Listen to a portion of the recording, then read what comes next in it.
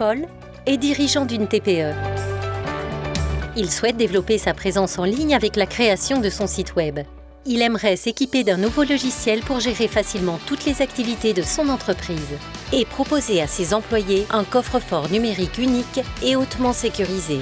Il a besoin de conseils pour le financement de ses investissements et souhaite savoir s'il peut recruter un apprenti. Son expert comptable va lui établir un plan de trésorerie et le conseiller dans sa prise de décision. Enfin, il désire préparer son avenir et protéger son patrimoine et ses proches. Fiducial, l'offre globale de services aux entreprises. Un réseau local fort de 830 agences, garantissant un accompagnement de proximité partout en France.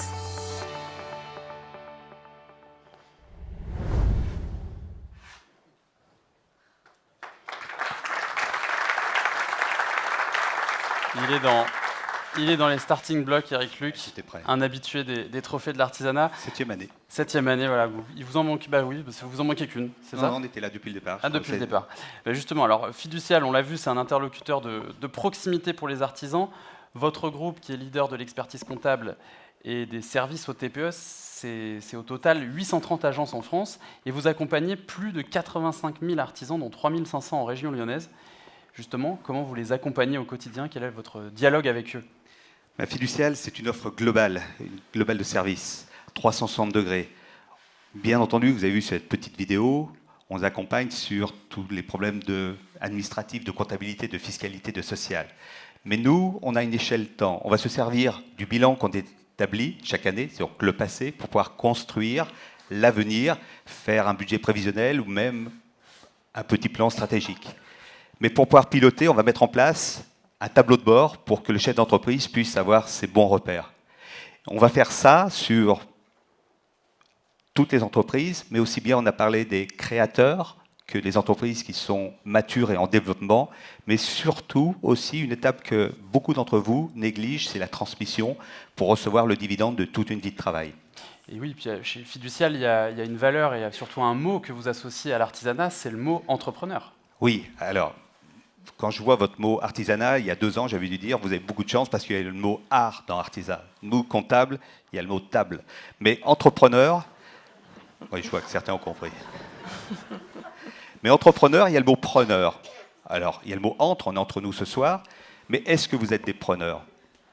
Vous êtes des vendeurs, vous êtes des acheteurs, vous êtes des employeurs, vous êtes des investisseurs, vous remboursez. En fait, vous êtes des donneurs. Et moi, symboliquement, ce soir, je vais vous remettre la Légion d'honneur.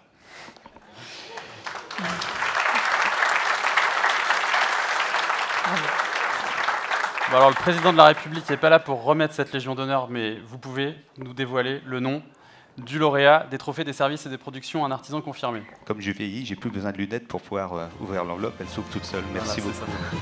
La magie de la technologie. Et le vainqueur est Polo Antunes.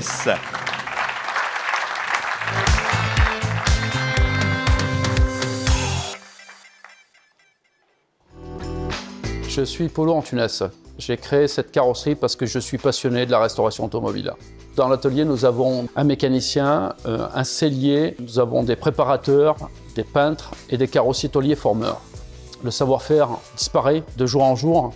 Nous avons comme objectif 90% de restauration automobile et 10% de la voiture Monsieur et Madame Tout-le-Monde pour que nos jeunes restent dans le sujet et retransmettent le savoir-faire qu'ils ont appris ici chez nous sur des voitures un peu plus récentes. L'idée, c'est que toutes ces voitures disparues soient de nouveau sur nos routes françaises, en balade, en concentration, en manifestation devant un beau château. Nous sommes là pour remontrer à nos Français que notre image de l'excellence à la française existe et existera encore pendant de nombreuses années. Je crois qu'ils viennent à 2 même.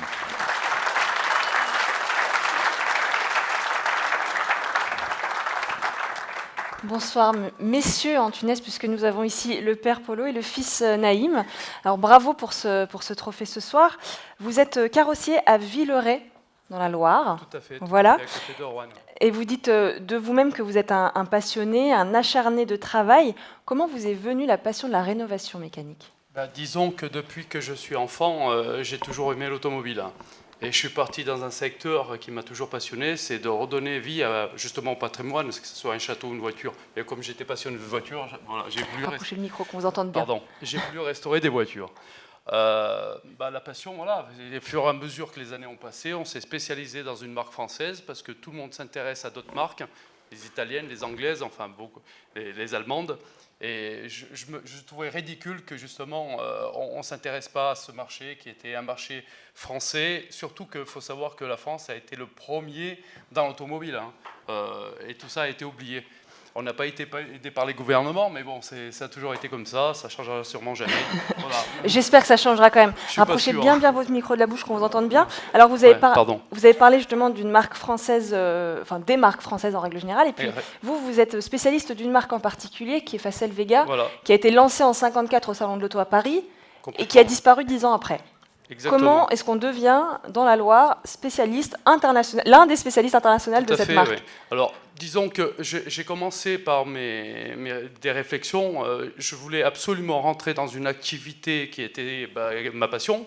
Et j'ai commencé à prendre l'annuaire téléphonique qui existait à l'époque dans les cabines. Et je regardais que dans chaque ville, on avait des spécialistes Porsche, Jaguar, Ferrari, enfin toutes les marques Peugeot, Renault. Mais il n'y avait personne sur le marché qui était spécialisé dans la Facel Vega. Et moi, c'était ma passion, la Facel. Et je me suis dit, bon, voilà, ça va être sûrement dur parce qu'il n'y a pas beaucoup de Facel au monde. C'est une toute petite production. Mais si je suis le seul, j'aurai forcément toutes ces voitures qui traînent autour, qui viendront forcément chez moi. Et c'est ce qui est le cas. Et c'est ce qui s'est passé. Voilà, exactement. Ce qui vous a d'ailleurs, ce qui vous amène à voyager dans le monde. Alors, en plus de tout ça, parce que ça demande du temps, la restauration automobile, vous prenez le temps de former des jeunes, puisque vous avez des apprentis. Puis vous avez même votre fils avec vous qui a grandi... Mon fils a toujours grandi dans l'automobile. Après, il va parler aussi. Mais... Bonsoir. Moi, j'ai eu un parcours universitaire pour commencer. Donc, puis, durant mes études de droit, je me suis rendu compte que depuis toujours, je suis passionné d'automobile. Et puis, pour faire plaisir à maman, je me voyais avocat, mais au fond de moi, c'est pas ce que je voulais. Donc, je me suis réorienté gentiment dans l'entreprise familiale afin de persévérer, pouvoir faire perdurer cette passion qui est la restauration automobile et plus particulièrement chez nous, la spécialisation dans les Facel Vega. Alors il a fallu trouver un bon avocat. Voilà. Et c'est beau parce que finalement, vous avez fait plaisir à votre mère et à votre père. Voilà, j'ai fait plaisir à tout le monde. Monsieur Luc va vous remettre votre trophée. Messieurs Antunes. Merci à tous en tout cas. Merci beaucoup pour tout. Je vais vous reprendre votre micro. Je vais le reprendre. Et vous pouvez faire une petite photo souvenir ici.